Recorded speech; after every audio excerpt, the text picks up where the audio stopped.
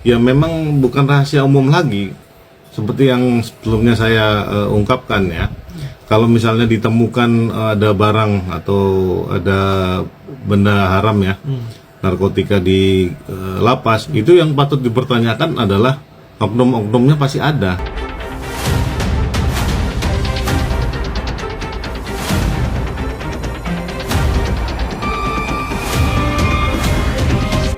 Kalau melihat dari itu kan keterangan saksi fakta yang dihadirkan di persidangannya si Amar ya, untuk mengenai situasi yang terjadi di Salemba kayak gimana. Ya memang bukan rahasia umum lagi, seperti yang sebelumnya saya ungkapkan ya. Kalau misalnya ditemukan ada barang atau ada benda haram ya, narkotika di lapas, itu yang patut dipertanyakan adalah oknum-oknumnya pasti ada. Karena kenapa? Dia bisa masuk ke lingkungan lapas sendiri atau ke lingkungan yang memang dijen pas itu kan nggak mungkin turun dari langit atau tumbuh dari tanah. Dia pasti dibawa oleh atau dibiarkan oleh oknum-oknum petugas. Hal ini memang menjadi problem ya di setiap negara maupun di setiap penjara, di pemasyarakatan, itu pasti hal ini tuh menjadi yang kebocoran, apalagi negeri yang memang terkenal koruptif ya kan.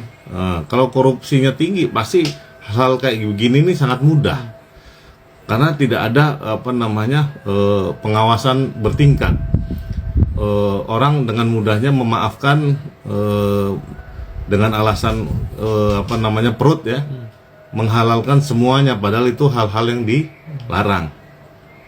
Dan sampai ibaratnya Amar meminta para oknum petugas tersebut diproses juga secara hukum seperti dia. Ini gimana Bang? Yang jelas memang itu terpisah ya dengan perkara yang sedang berjalan. Makanya kan begini, saya bukan mau mengomentari bagaimana menangani sebuah perkara, akan tetapi dalam sebuah pembelaan itu kan mesti yang namanya konsisten, kemudian dia konkuren ya, sinergi dari hulu ke hilir, sehingga mendapatkan muara hasil yang benar-benar sesuai dengan harapan. Harapannya apa? Pada faktanya memang dicoba dinarasikan bahwa narasi dakwaan yang didakwakan oleh jaksa penuntut umum itu tidak benar. Yang benar adalah bahwa si Amar ini cuma pemain kecil. Memang dia coba-coba suka pemakai narkoba lah. Dia pemakai biasa aja. Dia bukan pengedar. Kan begitu. Tapi kan tuduhannya kan ada barang 100 gram yang dia coba edarkan, dan itu ada padanya. Nah, artinya kan yang harus dikejar sebetulnya barang itu benar-benar ada padanya nggak? Dia terima dari siapa, kapan, dan memang berulang kali atau enggak? Karena memang nggak bisa kita mencoba menutup satu fakta ya kan untuk memutus satu rangkaian fakta-fakta yang lain. Karena fakta-fakta itu kan nggak berdiri sendiri. Dia urut dari kejadiannya, dari ya kasaran gini. Amar bisa masuk ke situ kan pasti ada kejadiannya. Dia masuk dapat ditahan di Salemba, sebelumnya juga ditahan di Salemba juga. Nah, dia dapat barang dari siapa? Itu kan kayak lingkaran setan, muter aja di situ. Dia nggak bisa tiba-tiba dia bilang dia nggak pakai narkoba sama sekali, nggak mungkin. Dia pemakai. Nah, pemakai itu pasti ada bandar atau dealer atau distributor atau apalah, kurirnya yang bisa nganterin. Nah, tinggal orang-orang tengahnya ini siapa yang berbisnis di narkoba ini. Nah, oknum-oknum ini memang kalau memang mau diungkap, harus terungkap semua. Akan tetapi ingat, negeri ini kan, Konoha ini kan paling korup. Ya kan, karena guru besar korupsinya aja di pahlawan nasional. Jadi kalau kita mencoba membersihkan sesuatu dengan sapu, tapi sapunya itu yang pakai orang kotor, memang koruptif, sifatnya korupsi, dia ingin memperkaya diri sendiri tanpa hak. Nah, artinya untuk mencapai yang diagung-agungkan keadilan itu jauh. Apalagi kan kepastian hukum. Kepastian hukum sendiri aja itu mesti jelas, ya. Artinya kan kepastian yang model apa? Karena kenapa? Penegak hukumnya korup. Mau diputer gimana pun pasti nggak mau ngaku. Kalau dia nggak ngaku, ya apalagi yang kita pernah dengar ya, yang baru-baru ini orang mau menegakkan, membantu polisi untuk menegakkan hukum, mengajar begal, tersangka dia. Hukum di Indonesia cukup aneh. Nah, tambah lagi anggota DPR-nya bilang jangan kepastian hukum tapi keadilan. Lah, keadilan kalau nggak masuk pengadilan siapa yang tahu?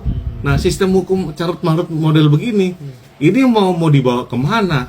Nah, ditambah lagi masyarakatnya sangat-sangat di bawah standar, artinya nggak punya keinginan untuk maju. Yang paling penting perutnya kenyang. Dia makanya secara demokrasi nggak punya otak dan pikiran dan hati yang bersih untuk melangkah masa depannya mau gimana. Contohnya apa? Lawan arah dibiarkan, diperbolehkan dan dianggap biasa. Nah, hal-hal sedemikian inilah yang makanya dibilang sama si Amar, katanya ini ada petugas yang memang sekotor itu. Nah, dia udah tahu dari lama. Dia kan bukan penghuni baru. Kenapa nggak dari dulu aja dia laporin? Ada apa? Nah, sekarang tiba-tiba dia muncul kayak revelation ya, ada wahyu, dia tiba-tiba menjadi orang yang paling suci sedunia, tiba-tiba yang lain salah, yang paling benar. Nggak gitu juga lama. Harusnya kalau memang kamu sudah tobat, kapok bener nih, tobatan nasuha, artinya memang mesti rapi itu. Tapi ingat, bahasa taubatan nasuha ini bukan perkara kamu ngomong pertama kali. Ada 1, 2, 3 kali loh kamu ngomong kan gitu. Artinya orang mau percaya gimana? Dan sampai dari PH-nya juga Amar bilang minta ke Pak Menko, Pak Yusril atau Dirjen Lapas atau lain sebagainya untuk cross check lah, ibaratnya ada oknum yang memalak Amar Zoni sampai hampir 3M. Dan akhirnya Pak Yusril, Pak Menko ngomong dia akan meng-cross checknya apa benar. Itu kan hanya misalnya mungkin saja itu di media dibesar-besarkan, nanti kita akan cross check sampai ibaratnya buka suara lah, gimana Bang? Ya jelas lah, yang namanya pejabat publik tanpa harus ada kejadian pun dia harus cross check. Karena kenapa? Logika umumnya ada barang haram di dalam kawasan tertutup yang diawasi oleh penegak hukum. Logika mana itu bisa masuk tanpa ada campur tangan oknum? Iya kan? Kalau kecuali memang masyarakat Indonesia itu bodoh dan tolol sekali gitu loh. Karena logikanya itu benar-benar dibolak-balik, dipermainkan. Artinya hukum itu menjadi sesuatu hal yang nggak pasti. Apalagi mau mencapai keadilan. Untuk menceritakan fakta aja berbohongnya terlalu banyak, berlapis-lapis, sehingga namanya perkara yang harusnya mudah jadinya rumit karena nggak enakan lah. Coba dibandingkan dengan negara Korsel, yang namanya presiden berapa kali itu dihukum. Karena kenapa? Dia korupsi, etikanya nggak main, dia bertindak benar-benar sudah menyimpangi dari konstitusi itu sendiri, langsung diproses. Nah, kalau di sini ada atasan yang nggak enakan, kita harus tutupin lah karena ini kita ada timur, semuanya benar-benar hipokrit, munafik. Nah, kalau memang terus-terusan kayak begitu, keadilan yang diharapkan sama Amar mungkin ya Amar ini mesti sadar dulu, dia masih sakau apa enggak, keadilan model apa yang dia coba cari. Karena kenapa? Indonesia seruat itu, low itu, nggak ada yang lebih low lagi. Karena kenapa tadi saya bilang guru besar korupsinya pahlawan nasional. Kita mau ke arah kemanapun agak sulit ya mencoba memeramu ini. Tapi kita mencoba nih sama-sama bangkit supaya sama-sama punya pikiran yang sama, bahwa ketika kamu kena masalah hukum, Amar mencoba menceritakan sebenarnya nih. Tapi ingat, sebenarnya menurut dia, menurut fantasi dia, apa menurut fakta? Nah, harus percaya sama fakta. Nah, fakta itu gimana kita mau percaya sama orang yang notabene yang dibilang tadi ada oknum-oknum yang katanya yang menyimpangi atau koruptif sifatnya, ada ketemu barang tapi dia nggak laporkan apa segala macam. Orang-orangnya nggak bisa dipercaya, selalu berbohong, constantly berbohong. Itu Menurut saya itu udah akut di pemerintahan kita. Bang, terakhir. Agak nggak ngerti ya penegakan hukum di Indonesia itu, apalagi yang narkoba sama korupsi ya. Kalau mau cari nyaman, mau cari aman, ya kenapa nggak dipulangin ke rumah aja, nggak usah dihukum kan? Ya, dan berdoa, sama-sama berdoa kepada Tuhan yang Maha Kuasa supaya dia nggak mengulangi perbuatan. Ya kalau